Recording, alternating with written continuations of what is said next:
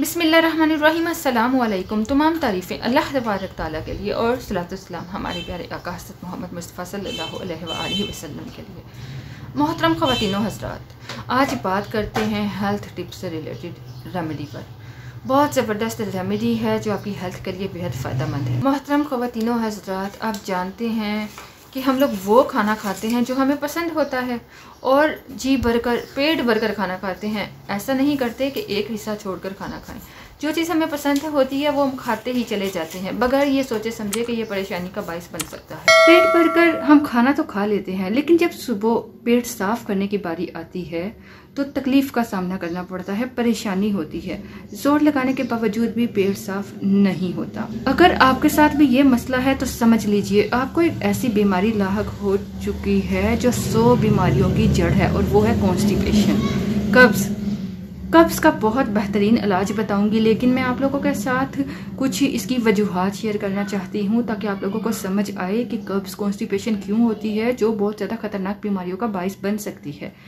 आप लोगों को ये मसला होता है कि वीडियो लंबी हो जाती है, तो मेरी कोशिश होती है कि आपके साथ थोड़ी डिटेल में शेयर करूं ताकि आपको समझ आए टॉपिक की, मसले की, और फिर आप उस मसले से छुटकारा पा सकें।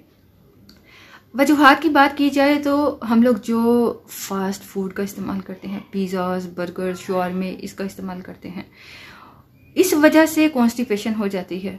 दूसरी बात, फाइबर का इंटेक नहीं करते, फाइबर वाली चीज़ों को इस्तेमाल नहीं करते। ये फास्ट फूड वगैरह में फाइबर तो नहीं होता, फाइबर का इंटेक होता ही नहीं है, तो कॉन्स्टिपेशन ही होनी है। ठीक है। तीसरी बात ये है कि हम लोग पानी का ज़्यादा इस्तेमाल नहीं करते। पानी की जो मिकदार है बहुत कम है जो हम पीते हैं, इसलिए कॉन्स्टिपेशन हो जाती है।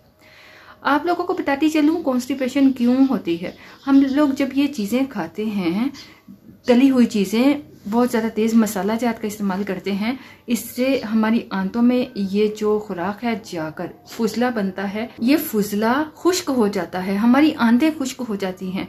जैसे जितनी ज़्यादा देर ये हमारी आंतों में रहता है ये खुश्क होता चला जाता है, जिसकी वजह से कॉन्स्टिपेशन हो जाती है। इसके खारिज होने में ये बहुत तकलीफ का सामना करना पड़ता है। आंतों की खुश्की की वजह से मसला बन जाता है, इसलिए पहले इस बात को नोट करें कि आपने आंतों में खुश्की नहीं होने देनी। इसके लिए बहुत बेहतरीन ग़िज़ा भी आपके साथ शेयर कर देती हूँ। फाइबर्स का इंटेक करें, सैलड का इस्तेमाल करें, ज़्यादा से ज़्यादा अपनी खुराक में देसी घी का इस्तेमाल करें, इससे आपकी आंतों में चिकनाई पैदा होती है, तो ये लुब्रिकेंट के तौर पे काम करेगा और फुजला को आसानी से खारिज कर देता है। आप लोगों को बताती चलूँ, बहुत ज़्यादा देर तक फुसला आंतों में रहने की वजह से आंतों का खुदा न खास्ता आंतों में ज़ख्म बन जाता है, जो अल्सर का बायस बनता है। ये सिर्फ बातें नहीं हैं, ये हकीकत है। छोटी छोटी बातों को जब हम इग्नोर कर देते हैं, मैं आपको बताती चलूँ, बहुत सारे लोग कॉन्स्टिपेशन को इग्नोर करते हैं, इसको मामूली बीमारी समझ के, मामूली बात समझ के इग्नोर कर देते हैं। कोई बात नहीं, कल ठीक हो जाएगी, परसों ठीक हो जाएगी। नहीं, इसको इग्नोर नहीं करना चाहिए। आज इग्नोर करेंगे तो कल ज़्यादा तकलीफ में मुब्तला हो जाएंगे। इसलिए अपनी खुराक में फाइबर्स का इस्तेमाल करें, ज़्यादा से ज़्यादा पानी का इस्तेमाल करें ताकि आपका जो आंतें हैं वो खुश्क ना हो, आंतों की खुश्की को दूर करें। अगर खुदा न खास्ता आंतों में ज़ख्म बन जाए तो ये अल्सर का बायस बन जाता है।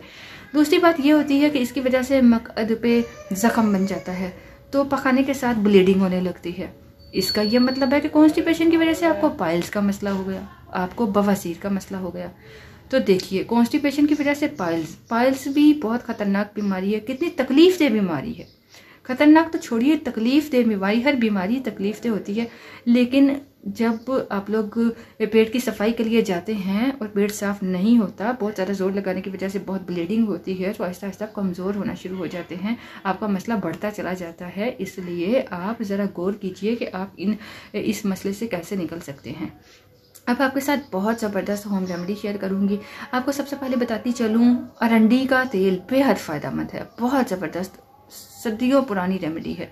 एक आप ले लें गिलास नीम गर्म पानी का, उसमें 1 छोटा चम्मच अरंडी का तेल मिलाओ। पानी ठंडा नहीं होना चाहिए, ताज़ा भी ले सकते हैं।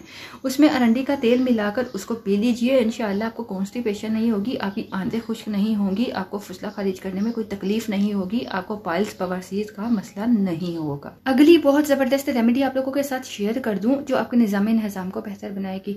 अगर आपको खट्टी डकार आती है, खाना सही से हजम नहीं होता, खाना खाने के बाद खाना गले में आता है, हलक में वापस आता है, पेट फूल जाता है तो पेट में दर्द रहता है, स्टमक का मसला बन जाता है, उसके लिए बहुत बेहतरीन और बहुत आजमूदा रेमेडी है, जिसके लिए आपको चाहिए होगा 1 चम्मच देसी अजवाइन।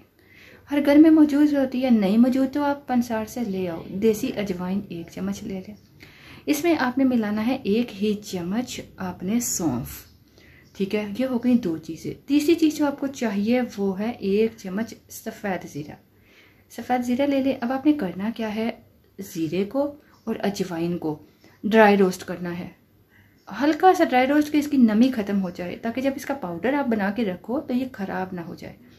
दोनों चीज़ों को ज़रा ड्राई रोस्ट कर लें और फिर 1 चम्मच इसमें आप वो सौंफ भी मिला लें। सौंफ को अच्छी तरह भूनना नहीं है, उसको भी हल्का सा ड्राई रोस्ट कर सकते हैं। इसके साथ ही इन तीनों चीज़ों को ड्राई रोस्ट करने के बाद ये थोड़ा क्रिस्पी सी भी हो जाएंगी। इसका अच्छे से पाउडर बनाओ। पाउडर बनाने के बाद इसको कोशिश करें आप शीशे के जार में महफूज करें।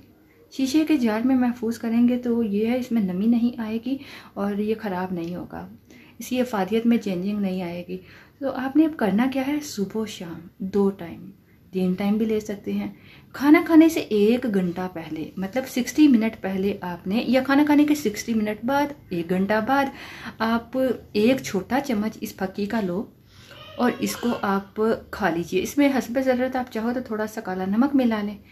हाई ब्लड प्रेशर के पेशेंट काला नमक ना मिलाएं। इसको आप इस फक्की को लीजिए और इस फक्की का आधा चम्मच आप पानी में, 1 कप पानी में मिक्स करो और पी लीजिए।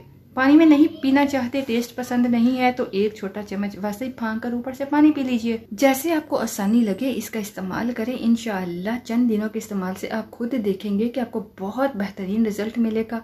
आपकी कॉन्स्टिपेशन ठीक हो जाएगी। कॉन्स्टिपेशन से होने वाली मजीद जो बीमारियां हैं इंशाअल्लाह उससे भी आप बचे रहेंगे। और वो लोग जिनका स्टमक ठीक रहता है उन्हें इस किस्म की कोई प्रॉब्लम नहीं होती, वो 40 ख़तरनाक बीमारियों से बचे रहते हैं। इसलिए सबसे पहले अपने मैदे को, स्टमक को ठीक रखिए तो इंशाअल्लाह तबारक ताला आपको किसी किस्म की परेशानी का सामना नहीं करना पड़ेगा।